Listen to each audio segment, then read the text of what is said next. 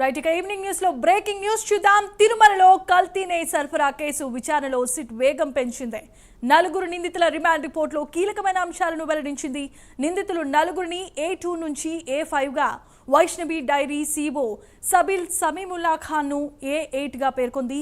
ఇక వీరంతా ఆధారాలు చెరిపేసేందుకు ఫోన్లు ధ్వంసం చేసి కొత్తవి కొన్నట్లుగా గుర్తించింది. అయితే ఫోన్లు పోయాయని, తప్పుడు సమాచారం ఇచ్చారని ఆ రిపోర్టులో వెల్లడించింది.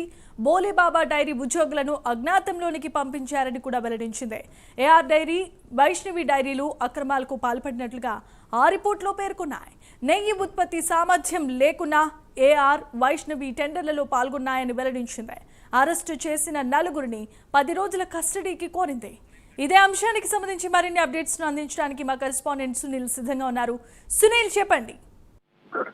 రైట్ జమీమా, మొత్తం మీద ఏదైతే గత వైసీపీ ప్రభుత్వంలో ఏదైతే తిరుమల శ్రీవారి లడ్డూలో కల్తీ నెయ్యి వాడారంటూ వచ్చినటువంటి సంఘటనకు సంబంధించి ఏదైతే కేసు నమోదు జరిగిన పరిస్థితి, అంటే అప్పుడు జరిగినటువంటి కేసుకి సంబంధించి ఇప్పటికే సిట్టు దూకుడు పెంచడమే కాకుండా నిన్న నలుగురిని అరెస్ట్ చేయడం. ప్రధానంగా చూస్తున్నట్లయితే ఈ నలుగురు ప్రధానంగా ఒక్కొక్కరు ఒక్కొక్క ప్రాంతం అని చెప్పచ్చు. ఏఆర్ డైరీ ఎండి అయినటువంటి రాజశేఖర్, మరోవైపు ఉత్తరప్రదేశ్ కి చెందినటువంటి డైరీ నిర్వాహకులు ఈ ముగ్గురు ఉన్న పరిస్థితి. అంటే ముఖ్యంగా ఉత్తరప్రదేశ్ కి చెందినటువంటి విపిన్ గుప్తా, పోమిల్ జైన్, అపూర్వ చెబ్డా, వీళ్ళ నలుగురిని మొత్తం ఇప్పటికే అరెస్ట్ చేయడమే కాకుండా నిన్న రాత్రే ఏదైతే రెండవ అదనపు జడ్జి దగ్గర హాజరుపరచడం, మరోవైపు ముఖ్యంగా ఆ వారికి 20వ తేదీ వరకు రిమాండ్ విధించిన పరిస్థితి. అంటే ప్రధానంగా ఇందులో చూస్తున్నట్లయితే వీళ్ళే కాకుండా మరో 10 మందిపై కేసులు నమోదయ్యే అవకాశం ఉన్నట్టయితే తెలుస్తుంది. ప్రధానంగా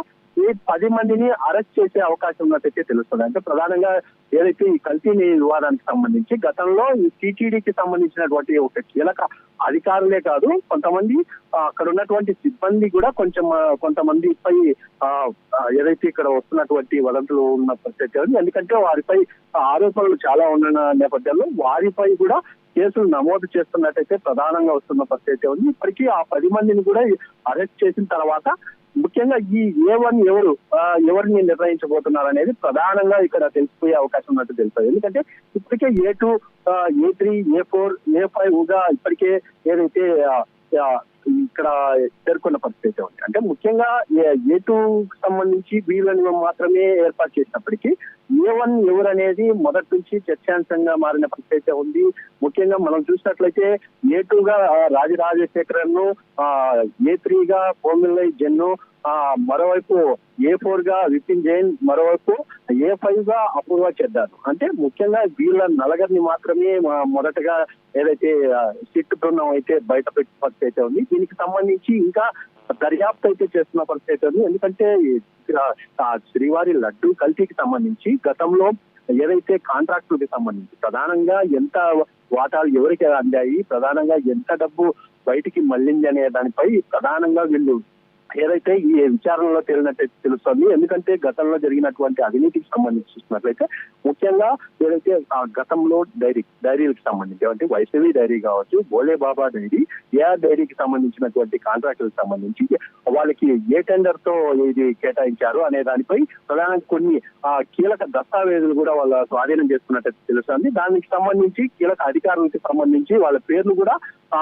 డైరీకి సంబంధించినటువంటి అక్కడ పనిచేసే వాళ్ళు కూడా పూర్తిగా వెల్లడించినట్లయితే తెలుస్తుంది. మరోవైపు దీనికి సంబంధించి ఇప్పటికే టీటీడీకి సంబంధించినటువంటి కొంతమంది సిబ్బందిని కూడా విచారించారు. ఈ టీటీడీ సిబ్బందిలో కొంతమంది అదుపులోకి తీసుకోబోతున్నారని, ప్రధానంగా వారిపై కేసు నమోదు చేయబోతున్నారనేది ప్రధానంగా వినపడుతున్న పరిస్థితి ఉంది.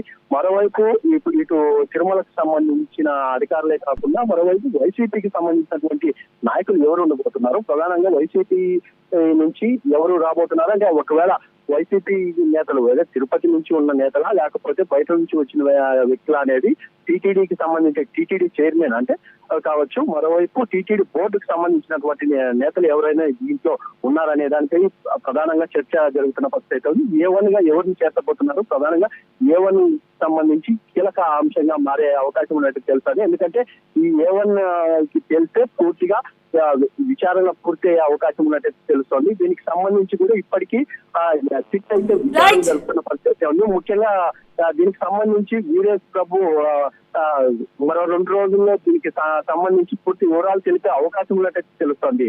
Jemimah, thanks for the update Sunil.